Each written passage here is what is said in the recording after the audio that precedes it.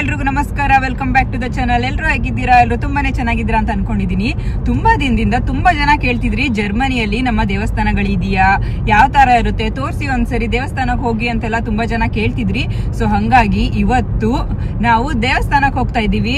Actually ನಾನು ಜರ್ಮನಿಗೆ ಬಂದು ಎಕ್ಸಾಕ್ಟ್ 2 years ಆಯ್ತು. 2 years ಅಲ್ಲಿ ಒಂದ್ಸರಿನೂ ದೇವಸ್ಥಾನಕ್ಕೆ ಹೋಗಿಲ್ಲ, ಯಾಕಂದ್ರೆ ಹತ್ರದಲ್ಲಿ ಯಾವ ದೇವಸ್ಥಾನಗಳು ಇಲ್ಲ. ಸೊ ಇವತ್ತು ಇರೋದ್ರಲ್ಲೇ ಯಾವ ದೇವಸ್ಥಾನ ಹತ್ರ ಇದೆ ಅದನ್ನ ನೋಡ್ಕೊಂಡು ಇವತ್ತು ದೇವಸ್ಥಾನ ಕಡೆ ಹೊರಟಿದೀವಿ.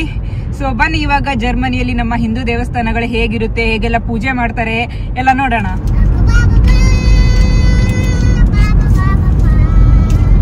ಚಿನ್ನಿ, ಏನ್ ಸ್ಪೆಷಲ್ ಇವತ್ತು? ಹೌದಾ? ಅದಕ್ಕೆ ಎಲ್ಲ ಹೋಗ್ತಿದೀವಿ?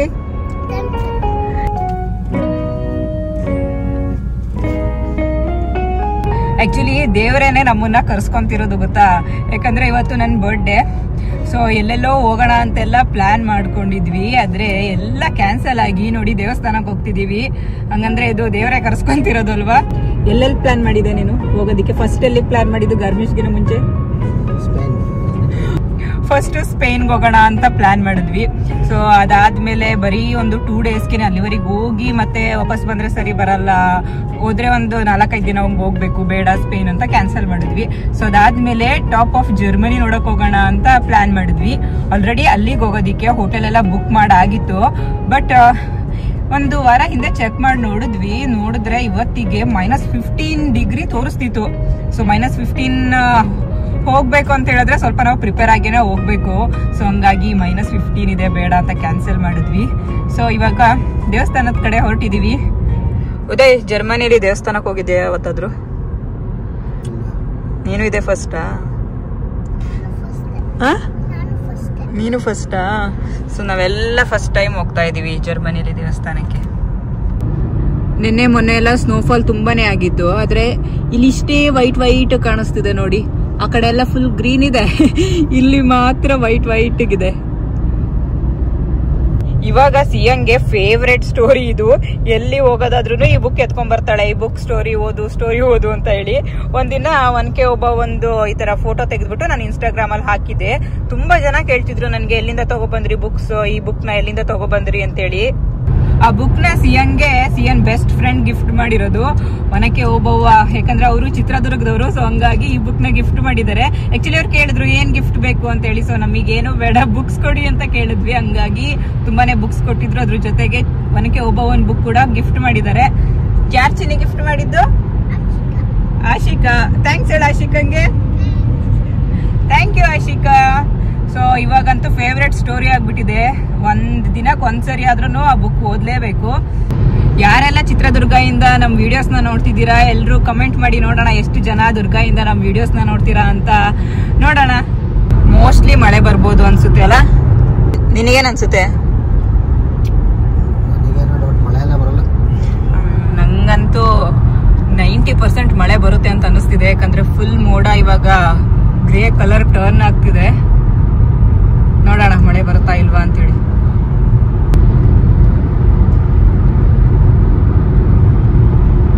ಮಳೆ ಯಾಕೋ ಬರಲ್ಲ ಅನ್ಸುತ್ತೆ. ಉದಯ್ ಹೇಳ್ದಂಗೆ ಇವತ್ತು ಮಳೆ ಬರೋ ಹಂಗೆ ಕಾಣಿಸ್ತಿಲ್ಲ ನೋಡಿ. ನಾವು ಕಾರಲ್ಲಿ ಫಸ್ಟ್ ಟೈಮ್ ಸ್ಟುಟ್ಗಾರ್ಟ್ಗೆ ಬಂದಿರೋದು. ಹೆಂಗ ಅನಿಸ್ತಿದೆ ಸ್ಟುಟ್ಗಾರ್ಟ್ ಅಲ್ಲಿ ಗಾಡಿ ಓಡ್ಸಕ್ಕೆ? ಹೌದಾ? ಬೆಂಗಳೂರಲ್ಲಿ ಓಡಿಸ್ದಂಗೆ ಅನ್ನಿಸ್ತಿದ್ಯಂತೆ. ಫಸ್ಟ್ ಟೈಮ್ ಆದ್ರೂ ಟ್ರೈನೇ ಬೆಸ್ಟ್ ಅಲ್ವಾ ಸ್ಟುಟ್ಗಾರ್ಟಿಗೆ ಬರೋದಕ್ಕೆ? ಕನೆಕ್ಟಿವಿಟಿ ತುಂಬಾ ಚೆನ್ನಾಗಿದೆ. ಸೊ ಇವತ್ತು ಫಸ್ಟ್ ಟೈಮ್ ಕಾರಲ್ಲಿ ಬಂದಿರೋದು ನಾವು. ಎಲ್ಲ ನಮ್ಗೆ ಹೊಸದು ಅನ್ನಿಸ್ತಿದೆ. ನಾವಿವಾಗ ಎಲ್ಲಿದ್ದೀವಿ ಗೊತ್ತಾ? ಮರ್ಸಿಡೀಸ್ ಬೆನ್ಸ್ ನ ಹುಟ್ಟೂರಾದ ಸ್ಟುಟ್ಗಾರ್ಟ್ ಅಲ್ಲಿ ಇದೀವಿ. ಸೊ ಯಾರಾದ್ರೂ ಅನ್ಕೊಂತಿದ್ರೆ ನೀವು ಮರ್ಸಿಡೀಸ್ ಬೆನ್ಸ್ ನ ಮೇನ್ ಕಂಪನಿ ಎಲ್ಲಿದೆ, ಅದ್ರ ಹುಟ್ಟೂರು ಯಾವುದು ಅಂತ ಅನ್ಕೊಂತಿದ್ರೆ ಜರ್ಮನಿಯ ಸ್ಟುಟ್ಗಾರ್ಟ್. ಸೊ ಇವಾಗ ತವರು ಮನೆ, ಮರ್ಸಿಡೀಸ್ ಬೆನ್ಸ್ ನ ತವರು ಮನೆಯಲ್ಲಿ ಇದೀವಿ. ಇಲ್ಲ ಚಿನ್ನಿ, ಆಕ್ಚುಲಿ ಟೆಂಪಲ್ ಓಪನ್ ಆಗೋದು 5:30ಗೆ. ಸೊ ಹಂಗಾಗಿ ಇವಾಗ ಬರ್ತಡೇ ಅಲ್ವಾ, ಸ್ವಲ್ಪ ಶಾಪಿಂಗ್ ಮಾಡಿಲ್ಲ ಅಂದ್ರೆ ಹೆಂಗೆ ಹೇಳಿ? ಬರ್ತಡೇ ಹಿಂದೆ ಮುಂದೆ ಎಲ್ಲ ಶಾಪಿಂಗ್ ಇರುತ್ತೆ. ಸೊ ಶಾಪಿಂಗ್ ಮಾಲ್ಗೆ ಹೋಗಿ ಸ್ವಲ್ಪ ಶಾಪಿಂಗ್ ಮಾಡ್ಕೊಂಡು ಹೋಗೋಣ ಅಂತ. ಎಷ್ಟೊತ್ತು ಬೇಕದು ಒಂದು ಟಿಕೆಟ್ ಬರೋಕ್ಕೆ? ಬಂತು ಈಗ.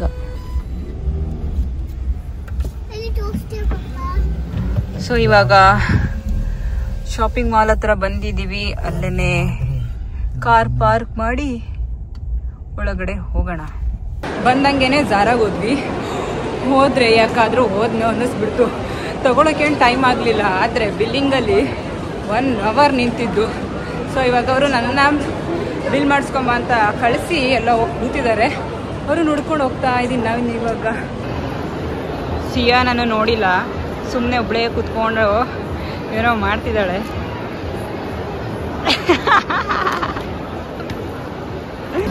ಇವಾಗ ಡೋನಟ್ಸ್ ತಿನ್ಬೇಕು ಅನ್ನಿಸ್ತು, ಅದಕ್ಕೆ ಡೋನಟ್ಸ್ ತಗೊಳ್ಳೋಣ ಅಂತ ಬಂದ್ವಿ.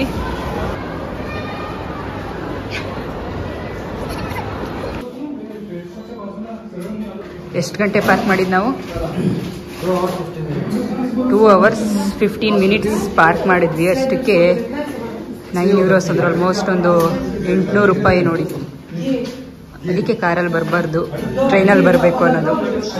ಇವಾಗ ಶಾಪಿಂಗ್ ಎಲ್ಲ ಆಯಿತು. ಟೈಮು 6 ಗಂಟೆ ಆಗಿದೆ. ದೇವಸ್ಥಾನ ಓಪನ್ ಆಗಿರುತ್ತೆ. ಬನ್ನಿ ಇವಾಗ ದೇವಸ್ಥಾನಕ್ಕೆ ಹೋಗೋಣ.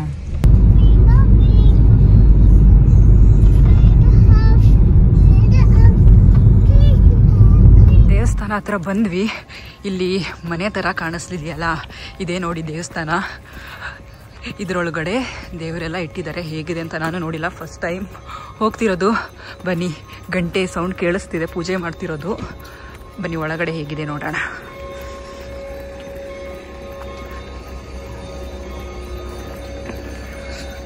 ಎಂಟ್ರೆನ್ಸ್ ಯಾವುದು? ಓಕೆ, ಇಲ್ಲಿ ನೋಡಿ ಬಂದಂಗೆ ಗಣಪತಿ ಫೋಟೋ ಹಾಕಿದ್ದಾರೆ. ಇದೆ ಅನ್ಸುತ್ತಲ್ಲ ಎಂಟ್ರೆನ್ಸು. ಇದು ಎಂಟ್ರೆನ್ಸು. ಒಳಗಡೆ ನೋಡಿ ಇಲ್ಲಿ ದೇವ್ರ ಫೋಟೋಗಳೆಲ್ಲ ಹಾಕಿದ್ದಾರೆ. ಈ ಥರ ಇದೆ. ಮತ್ತೆ ಬಂದು ಶೂಸ್ ಎಲ್ಲ ಬಿಟ್ಟೋಗಕ್ಕೆ ಇಲ್ಲಿ ಜಾಗ ಇದೆ. ಮತ್ತೆ ಜಾಕೆಟ್ಸ್ ಎಲ್ಲ ಇಟ್ಟೋಗಕ್ಕೆ ಇಲ್ಲಿ ಒಳಗೋಗೋಣ. ಸೊ ಇಲ್ಲಿ ಬಂದರೆ ಹ್ಯಾಂಡ್ ವಾಶ್ ಮಾಡ್ಕೊಂಡು ಹೋಗೋದು. ಚಾಪೆಗಳು ನೋಡಿ ಬಂದವರಿಗೆ ಕೂತ್ಕೊಳ್ಳೋಕ್ಕೆ. ಕಾಲೆಲ್ಲ ತೊಳ್ಕೊಂಡು ಹೋಗೋಕ್ಕೆ ಎಲ್ಲ ಪ್ಲೇಸ್ ಮಾಡಿದ್ದಾರೆ. ಇವಾಗ ತಾನೇ ಪೂಜೆ ಸ್ಟಾರ್ಟ್ ಆಗಿದೆ. ಸರಿಯಾದ ಟೈಮ್ಗೆ ಬಂದಿದ್ದೀವಿ. ಬನ್ನಿ ಪೂಜೆ ಎಲ್ಲ ಮಾಡಿಸಿ ದೇವರ ಆಶೀರ್ವಾದ ತಗೊಳ್ಳೋಣ.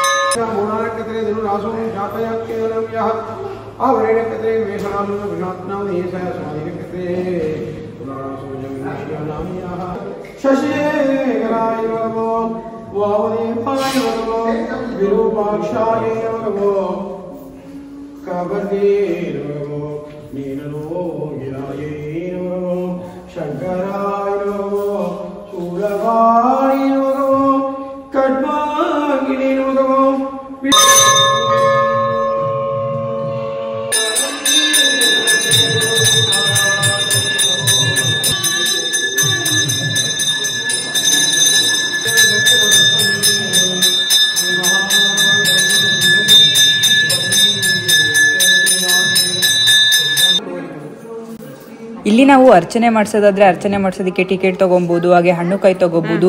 ಬರೀ ದೀಪ ಹಚ್ಚೋರು ದೀಪಗಳು ಕೂಡ ಸಿಗುತ್ತೆ, ಅದನ್ನು ಕೂಡ ಇಲ್ಲಿ ತಗೊಂಡು ನಾವು ದೀಪ ಹಚ್ಚಬಹುದು. ಹಾಗೆ ನಾವಿವಾಗ ಅರ್ಚನೆ ಮಾಡಿಸೋಣ ಅಂತ ಹೇಳ್ಬಿಟ್ಟು ಟಿಕೆಟ್ ತಗೊಂತಿದ್ದೀವಿ. ಹಾಗೆ ಕಂಪ್ಲೀಟ್ ದೇವಸ್ಥಾನ ಈ ತರ ಇದೆ ನೋಡಿ. ತುಂಬಾ ದೇವರುಗಳು ಇಟ್ಟಿದ್ದಾರೆ. ಆಮೇಲೆ ನೋಡೋಣ ಒಂದೊಂದಾಗಿ ಯಾವ್ಯಾವ ದೇವ್ರನ್ನ ಇಟ್ಟು ಪೂಜೆ ಮಾಡ್ತಿದ್ದಾರೆ ಅಂತ ಹೇಳಿ. ಬನ್ನಿ ಇವಾಗ ಅರ್ಚನೆ ಮಾಡಿಸ್ಕೊಂಡು ಪೂಜೆ ಮಾಡಿಸ್ಕೊಂಡು ಬರೋಣ.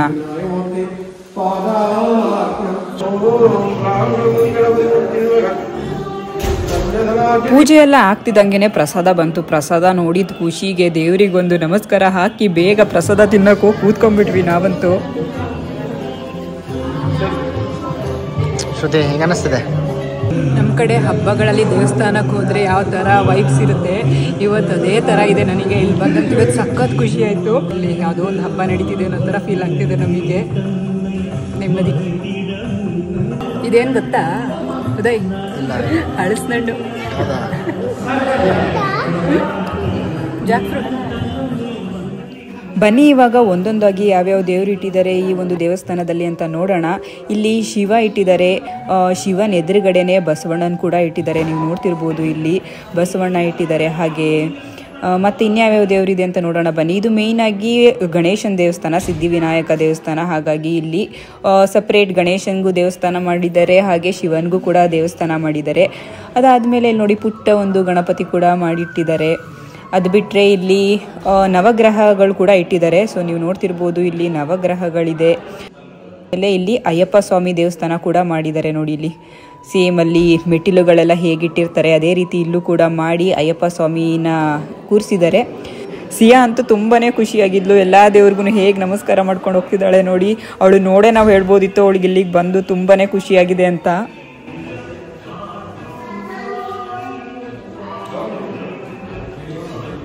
ಇವಾಗ ನೋಡ್ತಿರೋದು ನೀವು ಕಾರ್ತಿಕೇಯ ಸ್ವಾಮಿಯ ದೇವಸ್ಥಾನ. ಈ ಥರ ಇಲ್ಲಿ ಎಲ್ಲ ದೇವರುಗಳಿಗೂ ಸಪ್ರೇಟು ಗುಡಿಗಳನ್ನ ಮಾಡಿದ್ದಾರೆ. ಹಾಗೆ ಕಾರ್ತಿಕೇಯ ಸ್ವಾಮಿ ಪಕ್ಕದಲ್ಲಿ ನಾವು ಕೃಷ್ಣನ ಗುಡಿ ನೋಡ್ಬೋದು. ಸೊ ಇದು ಕೃಷ್ಣ. ಸೊ ಕೃಷ್ಣನ ಪಕ್ಕ ಮತ್ತೆ ಒಂದು ಗಣಪತಿ ಕೂಡ ಇಟ್ಟಿದ್ದಾರೆ. ಸೊ ಇದು ಮೇಯ್ನ್ ಆಗಿ ಸಿದ್ಧಿವಿನಾಯಕ ದೇವಸ್ಥಾನ ಆಗಿರೋದ್ರಿಂದ ಇಲ್ಲಿ ಗಣಪತಿಗೆ ಹೆಚ್ಚಿನ ಪ್ರಾಮುಖ್ಯತೆ ಕೊಟ್ಟಿದ್ದಾರೆ ಅಂತ ಹೇಳ್ಬೋದು. ಯಾಕಂದರೆ 3 ಗುಡಿಗಳನ್ನ ಮಾಡಿದ್ದಾರೆ ಗಣಪತಿಗೆ. ಮೊದಲ ಪೂಜೆ ನಮ್ಮ ಗಣಪತಿಗಾಗಿರೋದ್ರಿಂದ ಇಲ್ಲಿ ಮೊದಲು ಫಸ್ಟ್ ನಮ್ಮ ಗಣಪತಿಗೆ ಪೂಜೆ ಮಾಡಿ ಆಮೇಲೆ ಬೇರೆ ಎಲ್ಲ ದೇವರು ಪೂಜೆ ಮಾಡಿದ್ರು. ಹಾಗೆ ಇಲ್ಲಿ ನೋಡ್ತಿದ್ದೀರಲ್ಲ ಇದು ಕೂಡ ಗಣಪತಿಗೆನೆ ಮತ್ತೊಂದು ಗುಡಿ ಮಾಡಿಟ್ಟಿದ್ದಾರೆ. ಹಾಗೆ ನೀವು ಇವಾಗ ಏನ್ ನೋಡ್ತಿದ್ದೀರಾ ಅದೆಲ್ಲ ಪೂಜೆಗೆ ಬಳಸುವಂತಹ ಪೂಜಾ ಸಾಮಗ್ರಿಗಳು ನೋಡಿ. ಏನೇನ್ ಬೇಕು ಎಲ್ಲ ಇಟ್ಟಿದ್ದಾರೆ.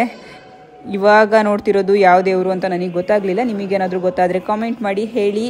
ಹಾಗೆ ನಾವು ಇವಾಗ ನೋಡ್ತಿದ್ದೀವಿ ಇದು ನಮ್ಮ ಹನುಮಾನ್ ಆಂಜನೇಯ ಸ್ವಾಮಿ ಗುಡಿ ಕೂಡ ಮಾಡಿದ್ದಾರೆ. ಆಂಜನೇಯ ಸ್ವಾಮಿ ಪಕ್ಕ ಸಾಯಿಬಾಬಾನ್ ಗುಡಿ ಇದೆ. ಸೊ ಸಾಯಿಬಾಬಾನ್ ಪಕ್ಕ ಇರೋದು ಎಕ್ಸಾಕ್ಟ್ ಆಗಿ ಏನಂತ ಗೊತ್ತಾಗ್ಲಿಲ್ಲ ನನಗೆ. ಸೊ ನೋಡಿ ಈ ತರ ಇತ್ತು ನೋಡಿ. ಜರ್ಮನಿಯಲ್ಲಿ ನಮ್ಮ ಹಿಂದೂ ದೇವಸ್ಥಾನ ಹೇಗಿದೆ ಅಂತೇಳಿ ವೈಬ್ಸ್ ಮಾತ್ರ ಒಳಗಡೆ ಬಂದ್ರೆ ಸೇಮ್ ನಮ್ಮ ದೇವಸ್ಥಾನಗಳಿಗೆ ಬಂದಂಗೆ ಆಗುತ್ತೆ.